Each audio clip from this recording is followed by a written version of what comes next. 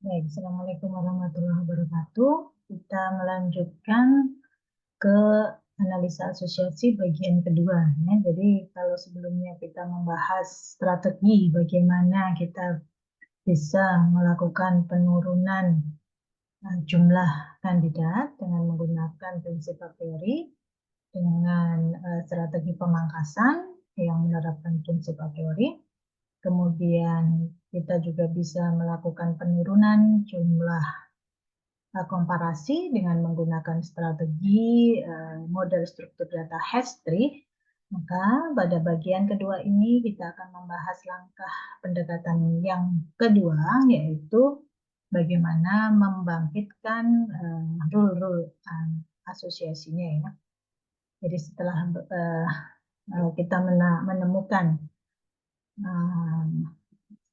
frequent item set-nya, maka dari frequent item set itulah yang kita nanti akan gunakan untuk membangkitkan rule-nya.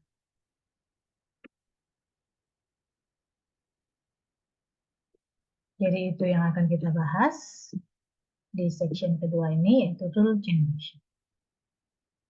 Nah, pertanyaannya adalah bagaimana membangkitkan rule dari frequent item set secara efisien. Kita membayangkan di sini bahwa confident itu tidak mempunyai sifat anti monoton. Artinya apa? Bahwa confident dari subset ABC ke D,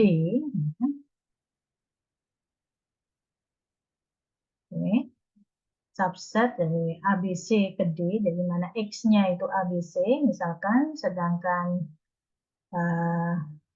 Y-nya itu adalah D, ini bisa lebih besar, bisa lebih kecil, ya, dibandingkan dengan ini kalau kita balik X-nya D, Y-nya ABC.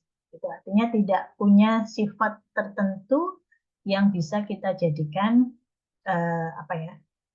prinsip untuk bisa melakukan pendekatan yang lebih efisien, ya.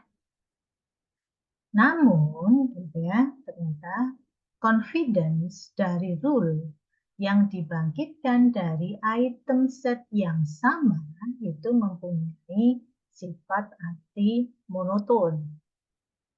Gimana sifat anti monotonnya? Bahwa ya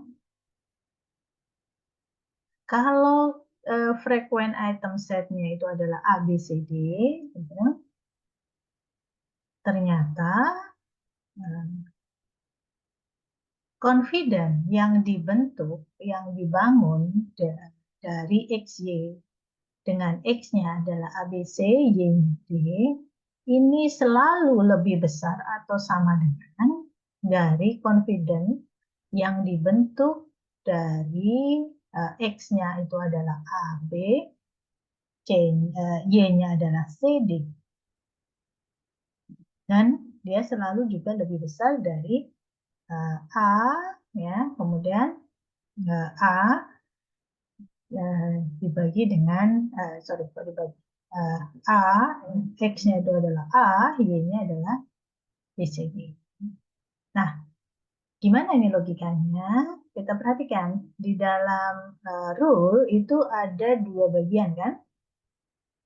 Yaitu X dan Y, atau kita sebut dengan antecedent di bagian X, ya, antecedent, dan konsekuen di bagian Y. Oke, nah, masih ingat rumus confident itu adalah sama dengan jumlah dari X digabungkan dengan Y dibagi dengan jumlah dari X-nya, ya, dibagi dengan jumlah dari X-nya, dibagi dengan jumlah dari antecedent, jumlah kemunculan, ya, dalam hal ini support, ya, support count dari bagian antecedentnya atau bagian X-nya.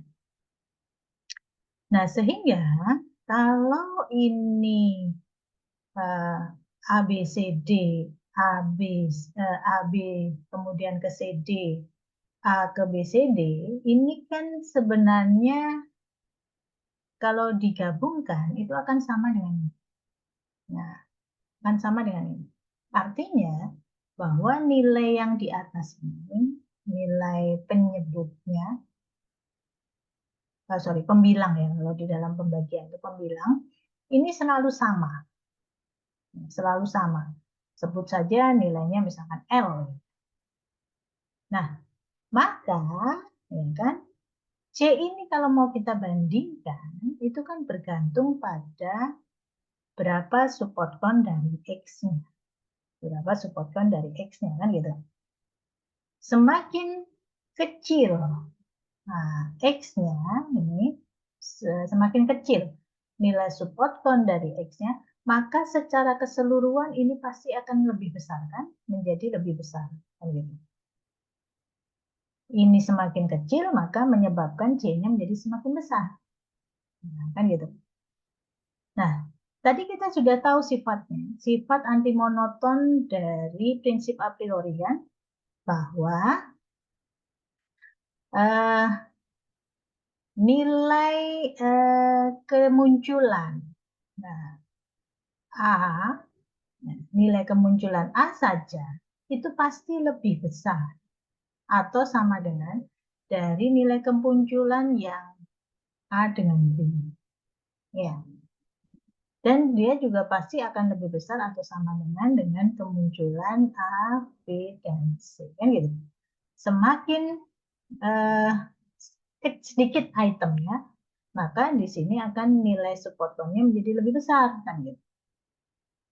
Kebalikannya, semakin banyak komponennya, ya, maka dia juga akan semakin kecil nilai support count-nya. Nah, kan artinya ini kan sama dengan nilai dari bagian anteseden. Nah, berarti sekarang kita hanya tinggal melihat nilai bagian dari antesedennya ini. Antesedennya semakin banyak, maka dia kan semakin kecil. Kalau dia semakin kecil, itu akibatnya adalah C-nya menjadi semakin besar. Saya kebalik. Semakin sedikit elemennya atau item di dalam item setnya, maka ini akan menyebabkan kan nilai apa namanya kemunculannya kan jadi semakin besar, karena di sini semakin besar itu akibatnya C-nya akan menjadi semakin kecil. Nah itu ya. Sehingga kalau dilihat di sini benar kan, karena di sini kan semakin banyak. Ini X-nya kan, X-nya semakin banyak dia pasti.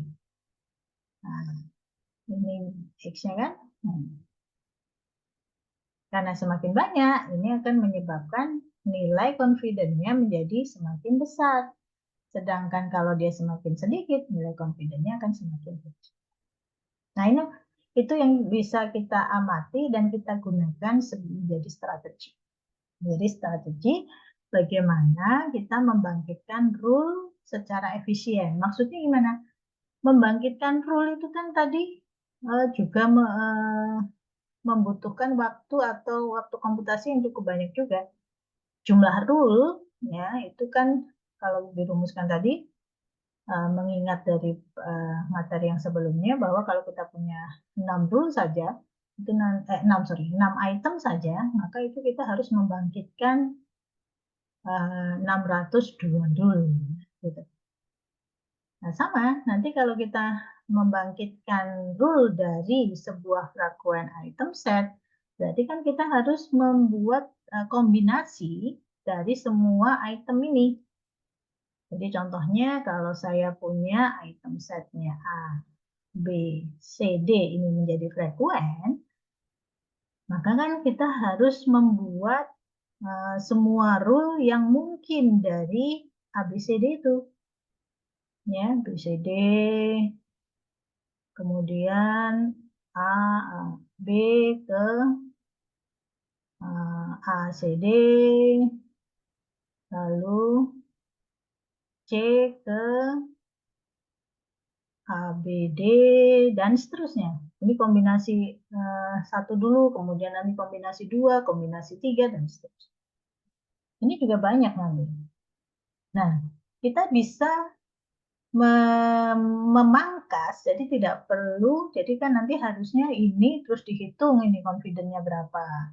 Ini confident-nya berapa. Nanti yang memenuhi minimum confident kita ambil, yang tidak memenuhi minimum confident kita buang. Nah, bagaimana caranya? Kita nggak perlu menghitung semua, tapi kita hanya mengambil yang sudah pasti, gitu. Sudah pasti nilainya. Gitu. Kalau yang sudah pasti tidak memenuhi, ya nggak usah dihitung, nggak usah dihitung confident-nya.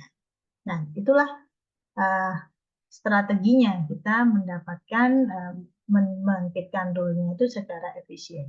Nah, gimana caranya? Yaitu tadi dengan memanfaatkan sifat anti monoton dari bagian antecedennya. Bagian antecedennya. Bahwa di dalam bagian antecedent ini ternyata punya urutan seperti ini. Ya. Nah, karena bagian antecedent dan konsekuen ini saling melengkapi atau saling berkebalikan, jadi misalkan X-nya di sini besar, ini kan menyebabkan bagian konsekuennya menjadi kecil. Jumlahnya maksudnya, jumlah itemnya. Ini juga, ini sisanya kan, yang bagian konsekuen kan sisanya. Nah, karena ini pasti lebih besar, ya kan? Dan ini jadi lebih kecil, ininya juga menjadi apa ya? Ini dari kecil kemudian membesar gitu ya. Maka ini bisa kita gunakan untuk mempruning. Ya. Kalau bagian, jadi yang kita gunakan untuk mempruning adalah bagian konsekuennya. Ya. Jadi kalau di D ini gitu ya, yang di A, B, C, D ini ya, D ini sudah tidak memenuhi minimum confident, maka semua yang bagian konsekuennya mengandung D itu pasti tidak akan memenuhi minimum confidence. Tuh. Sifat itu yang kita pakai untuk melakukan pruning. Jadi yang kita ambil adalah yang bagian konsekuen dengan memanfaatkan sifat anti monoton pada bagian antecedent. Tuh ya. Nah, bagaimana teknik pruningnya? Sama ya, ini tadi contoh ya. Jadi kalau kita punya ABCD kan kita harus membangkitkan semua. Maka kalau kita punya itemnya itu ada K,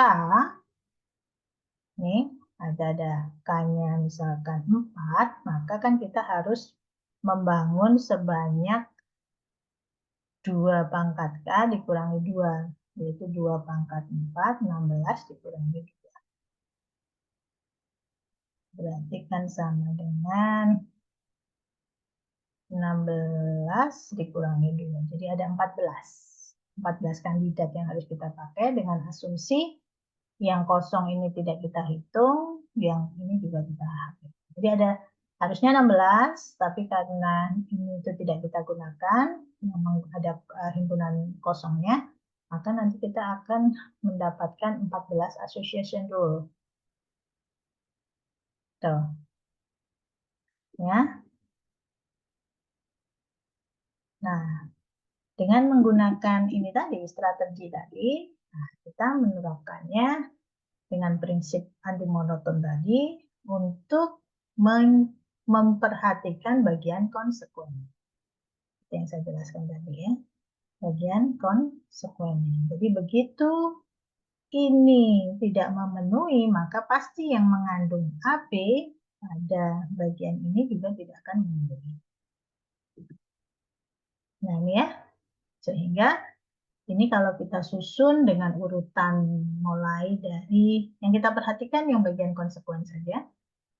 Nah, jadi kalau ini kita buat A, maka sisanya kan ada di sebelah antecedent. Lalu, atau kalau kita tulis X, Y gitu ya, yang kita bangun Latisnya ini kita bangun mulai dari Y yang kosong ya, lalu yang panjangnya 1, lalu panjangnya 2 ya. Nah, ini lalu panjangnya 3.